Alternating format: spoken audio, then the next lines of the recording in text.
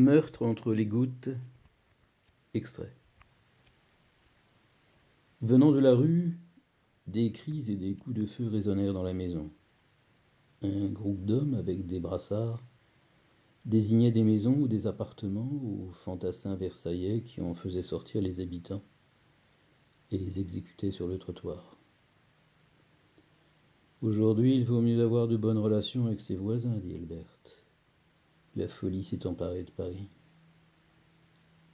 Une première ligne de soldats avançait en débusquant les communards dans les jardins et sur les barricades, tandis qu'une deuxième ligne liquidait les dernières résistances et, aidée de ses brassardiers de quartier, fusillait sur dénonciation ceux qui avaient soutenu la commune.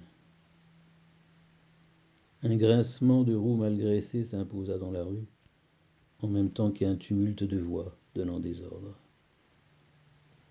2 tapissières hippomobiles à 4 roues, utilisées normalement pour transporter des tapis et des meubles, avançaient lentement au pas de vieux chevaux maigres. Les 2 coches donnaient des ordres à des hommes en blouse, chargés de ramasser les cadavres et de les jeter les uns sur les autres sur le plancher de la carriole. Les véhicules entièrement ouverts sur les côtés permettaient aisément le chargement jusqu'à ce que l'entassement du corps fût tel que les nouveaux cadavres ramassés retombaient sur les pavés un peu plus loin. Les 2 coches faisaient une sorte de course d'escargots, chacun disant à l'autre de ramasser les corps abandonnés. En dépit de la lenteur des véhicules, ils mettaient beaucoup d'entrain à cette compétition macabre et monstrueuse. Quelques passants assoiffés de vengeance donnaient des coups de pied sur les corps délaissés ou se penchaient au-dessus pour bien ajuster leur jet de crachat. La nuit tombait. Les becs de gaz restaient dans l'ombre, l'alimentation étant coupée depuis près d'un mois. Quelques silhouettes furtives sortaient des porches çà et là, heureux d'avoir échappé au massacre. Henriette regardait les rougeoiements éclairant le ciel de Paris. Par moments, ces brasiers lointains s'assombrissaient d'une teinte de sang séché, avant de lancer de nouveaux éclats orangés lorsque le feu s'alimentait d'une source éruptive. Elle se demandait où Maurras avait pu être affecté.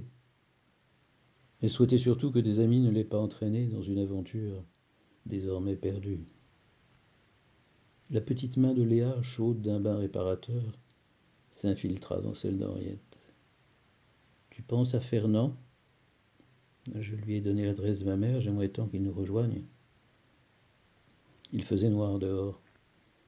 Seuls quelques nuages qui avaient été blancs semblaient couvrir d'un regard rouge de honte la cruauté des hommes. Albert alluma les lampes à gaz du salon, lesquelles éclairaient par les fenêtres le perron de la maison. Une silhouette apparut dans la lueur. L'homme cherchait du regard un visage connu. « Regarde, dit Léa,